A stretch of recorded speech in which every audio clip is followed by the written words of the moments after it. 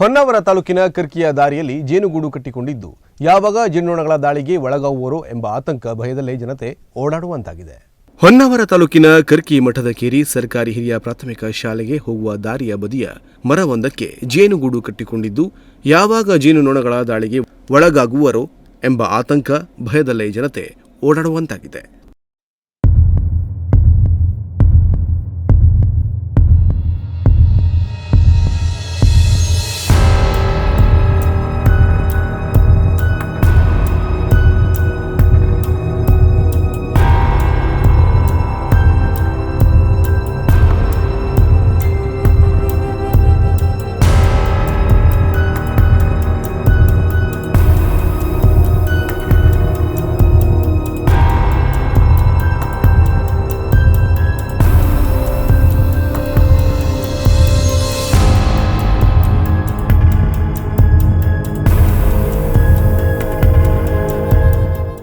ಶಾಲೆಗೆ ಹೋಗುವ ಪುಟ್ಟ ಮಕ್ಕಳ ಮೇಲೆ ದಾಳಿ ಮಾಡದಿರಲಿ ಎಂಬ ಅಭಿಲಾಷೆ ಎಲ್ಲರದಾಗಿದೆ.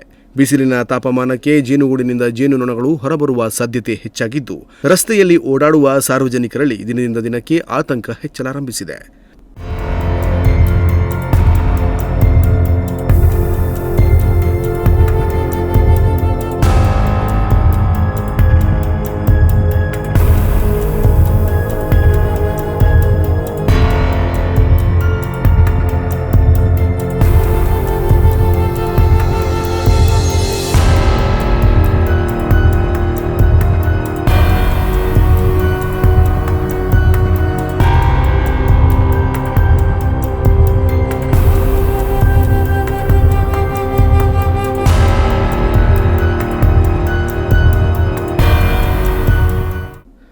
ಜೇನುಗೂಡು ತೆರವುಗೊಳಿಸಲು ಅರಣ್ಯ ಇಲಾಖಾ ಅಧಿಕಾರಿಗಳ ಗಮನಕ್ಕೆ ಹಲವು ಬಾರಿ ತಂದರೂ ಅದನ್ನು ತೆರವುಗೊಳಿಸಲು ಮೀನಾಮೇಷ ಮಾಡುತ್ತಿದ್ದಾರೆ.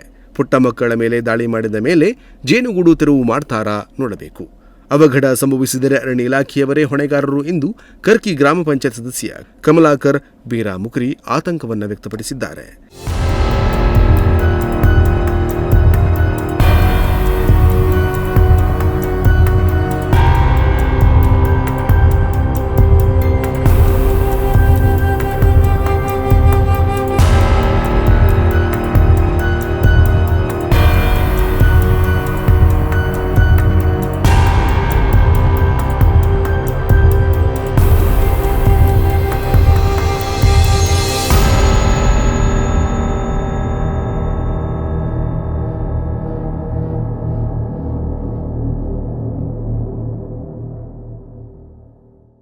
ನಾಗರಾಜ ನಾಯ್ಕ್ ನುಡಿಸಿರಿ ನ್ಯೂಸ್ ಹೊನ್ನಾವರ.